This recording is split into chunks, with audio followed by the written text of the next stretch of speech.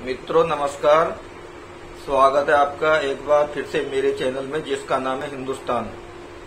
मित्रों, मैंने आपको अपने वीडियो संदेश के माध्यम से नई नई जानकारी और नई नई तथ्य से अवगत कराने का निश्चय लिया है, जिसी को उद्देश्य मानकर मैंने अपना यूट्यूब चैनल शुरू किया है। हालांकि पहले मैं टेक्स्ट मैसेज के रूप में कुछ बड़े बड़े संदेश लिखता था, लेकिन मेरे को लगता था कि भाई मेरी आवाज दूर तक नहीं जा रही है, तो इसलिए मैंने यूट्यूब चैनल पर अपनी वाणी देने का निश्चय किया है। तो मित्रों, इसी कड़ी में आज के मेरे संदेश का विषय है एक क्षेत्रीय दल की सोच देश की एकता और अखंडता के लिए कितनी खतरनाक होती है। तो इसी संदेश को देने के लिए आज मैं आपके सामने यहाँ पे उपस्थित हूँ। तो मित्रों, मेरा आपसे निवेदन है कि जिसने मेरा चैनल अभी तक सब्सक्राइब नहीं किया है तो कृपया करके आप मेरे YouTube चैनल को सब्सक्राइब कर दीजिए और बेल आइकन को प्रेस करना ना भूले, ताकि आपको जब भी मेरी नई वीडियो अपलोड हो आपको नोटिफिकेशन मिलता रहे। तो मित्रों, अब आता हूं मैं अपने टाइटल पर। टाइटल का विषय एक क्षेत्रीय दल की सोच। तो एक क्षेत्रीय दल की सोच कितनी संकीर्ण और कितनी छोटी होती है, इसका अंदाजा आप इसी बात से लगा सकते हो कि जैसे ही उसे सत्ता की प्राप्ति होती है किसी राज्य में, तो उस राज्य को अपनी बपोती या जागीर मानकर चलाना शुरू कर देता है। और वो क्या करता है कि जैसे ही कोई अच्छा कार्य करता है तो उस अच्छे कार्य का श्रेय स्वयं लेता है, और अगर कोई उस राज्य में कोई गलत कार्य होता है तो उसकी असफलता का ठीकरा वो केंद्र सरकार पर फोड़ देता है। केंद्र सरकार मतलब यानी कि भारत सरकार। तो यहां तक कि सत्ता प्राप्ति के लिए वो देश विरोधी ताकतों का सहारा लेना भी नहीं छोड़ता। उसे देश विरोधी शक्तियां होती हैं जो देश को विखंडन करने वाली, सत्ता में बने रहने के लिए उनको उन शक्तियों का साथ लेने में भी कोई परहेज नहीं है, बिल्कुल भी संकोच नहीं करता। कैसे?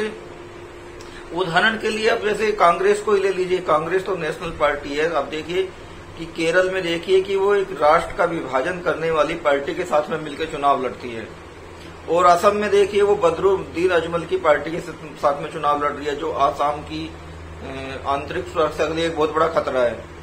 तो ये क्षेत्रीय दल क्या है कि इनको किसी भी तरह से ये इनका सत्ता में आना होता है। इनका पब्लिक के जो भी इश्यू होते हैं, या पब्लिक के जो भी विकास कार्य होते हैं, या रोजगार से संबंधित है, या राष्ट्रीय एकता के लिए जो भी मुद्दे होते हैं, उनसे इनका कोई सरोकार नहीं होता। बस इनको ये कि किसी तरह से सत्ता आओ, और अगर सत्ता में नहीं आ पाते हैं तो जो आपकी सीट आई है उसके आधार पर किसी बड़े दल से गठबंधन कर लो, और उसके लिए आप चाहे तो अपने लिए मतलब जो भी है अपने लिए पैसे का जुगाड़ कर लो, या मतलब उसको रिश्वत भी कह सकते हो। तो मित्रों, आप देखिए कि जहां भी क्षेत्रीय दल की सरकारें हैं, वो उस राज्य को अपने अनुसार चला रहे हैं और क्षेत्रीय भावनाओं को बढ़ाकर देश की एकता और अखंडता से खिलवाड़ कर रहे हैं। एक बात और देखिए कि जहां जहां भी क्षेत्रीय दलों की सरकार है, उस राज्य के मुख्यमंत्री ऐसा व्यवहार कर रहे हैं कि जैसे वो मतलब अन्य देश के प्रधानमंत्री हैं। बहुत सारे मुख्यमंत्री को देखिए कि वो प्रधानमंत्री श्री नरेंद्र मोदी जी की मीटिंग में शामिल नहीं होते हैं। क्यों? क्योंकि उनको लगता है कि यदि वो प्रधानमंत्री नरेंद्र मोदी जी की मीटिंग में शामिल हो गए तो वो नरेंद्र मोदी जी से छोटे हो जाएंगे। तो बहुत सारे मुख्यमंत्री उनकी जब जैसे कि अभी कोरोना की मीटिंग चल रही है, या जो भी प्रधानमंत्री मीटिंग लेते हैं योजनाओं की देश में, वो सब इसी मीटिंग में शामिल ही नहीं होते। उदाहरण के लिए मुख्यमंत्री ममता बनर्जी को देखिए, तो वो कभी भी प्रधानमंत्री मोदी जी की मीटिंग में शामिल नहीं होती। क्यों? उसको लगता है कि यदि वो मोदी जी की मीटिंग में शामिल होगी तो वो छोटी हो जाएगी, या उसका कद मोदी जी से छोटा हो जाएगा।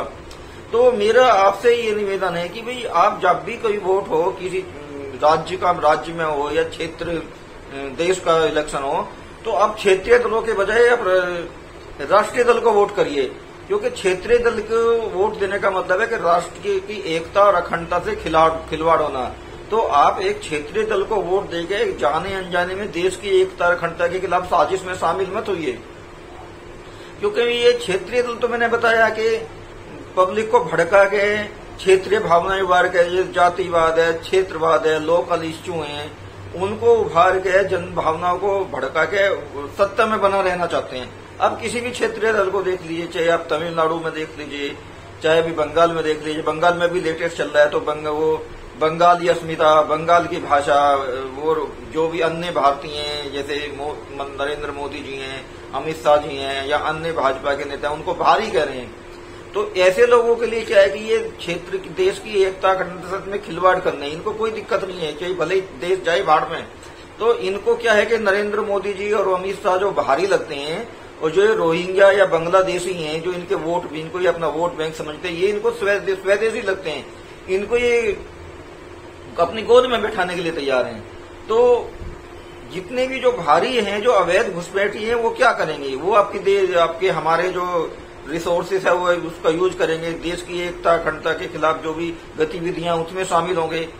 तो मेरा आपसे ये निवेदन है कि जब भी आप वोट डालें तो हमेशा राष्ट्रीय दल को वोट डालें, क्षेत्रीय दल को कभी वोट न दें, क्योंकि क्षेत्रीय दल की जो सारी जो योजनाएं, सारा जो एजेंडा होता है वो हमेशा देश विरोधी होता है। वो किसी भी तरह से जन भावनाओं को भड़का के सत्ता में बने रहना चाहता है।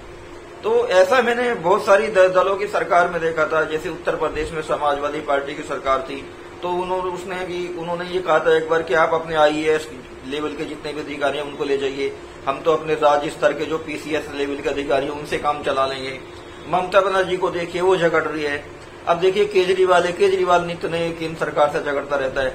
अभी आप कोरोना के सिचुएशन को देखिए कि जो राज्य सरकार कोरोना की सिचुएशन को अपने राज्यों में नहीं संभाल पा रही है, तो उसकी ऐसा बदला का ठीकरा केंद्र सरकार के सिर फोड़ रही है। भाई मेरा आपसे ये कहना है कि यदि सब कुछ केंद्र सरकार को ही करना है तो फिर राज्य सरकार की जरूरत ही क्या है? भाई राज्य सरकार की क्या, अगर कोरोना में है, इसमें महामारी जो चल रही है, क्या तो इसमें राज्य सरकार की कोई जिम्मेदारी नहीं है?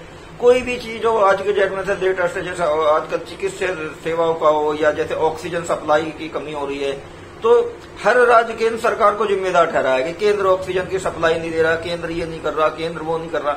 अरे भाई मेरा ये कहना है कि भाई आप राज्य सरकार में सत्ता में हो, सत्ता से उपभोग रहे हो, तो आपकी कोई जनता के प्रति या राज्य के प्रति जिम्मेदारी है कि नहीं है? या सारी जिम्मेदारी केंद्र की है? अगर केंद्र को ही सब कुछ करना है फिर राज्य सरकार की जरूरत ही क्या है? तो मेरा ये कहने का मतलब ये है कि अच्छे कार्य का ये श्रेय ये खुद लेते हैं, और जब कोई वैसी बात है जिस चीज को ये नहीं संभाल पाते तो उसका ठीकरा ये केंद्र सरकार के सिर पे फोड़ देते हैं। तो जैसे कि आप देखिए पेट्रोल का भी एक मुद्दा है, हालांकि मैं इसके बारे में ज्यादा नहीं बोला। पेट्रोल का मुद्दा, पेट्रोल में देखिए कि केंद्र सरकार भी सीएसटी के थ्रू कमाती है और राज्य सरकार भी वैट के थ्रू कमाती है, लेकिन जब भी पेट्रोल या डीजल की महंगाई का बम फोड़ा जाता है तो वो केंद्र के सरकार फोड़ के सब चुट्टी पा लेते हैं, जैसे कि केंद्र ही उसमें कमा रहा है। तो यदि राज्य सरकार उसमें वेट में अपने टैक्स में कुछ कटौती करती है तो क्या उससे जनता को सस्ता पेट्रोल या डीजल नहीं मिलेगा? लेकिन नहीं, कि केंद्र को ही मतलब सर फोड़ना है, उसको बदनाम करना है और अपने आप खुद पाक साफ हो जाते हैं। तो मित्रों, ये इसी वीडियो संदेश के साथ में मैं अंत में यही कहना चाहूंगा कि आप जब भी वोट डालें किसी भी क्षेत्रीय दल को वोट देने से बचें और राष्ट्रीय दल को वोट करें, राष्ट्रीय हित के लिए वोट करें। इसी वीडियो संदेश के साथ मैं अपना वीडियो समाप्त करता हूं और आपसे मिलता हूं अगले वीडियो में एक नए विषय के साथ, एक नए संदेश के साथ। तब तक के लिए आपको मेरा जय हिंद, भारत माता की जय। और अंत में एक बार जिसने मेरा वीडियो YouTube चैनल सब्सक्राइब ना किया हो तो कृपया आपसे निवेदन है कि मेरे YouTube चैनल को सब्सक्राइब कर दीजिए और बेल आइकन को प्रेस करना ना भूलें। इसके साथ ही मैं एक बार फिर आपको बोलता हूं जय हिंद, भारत माता की जय।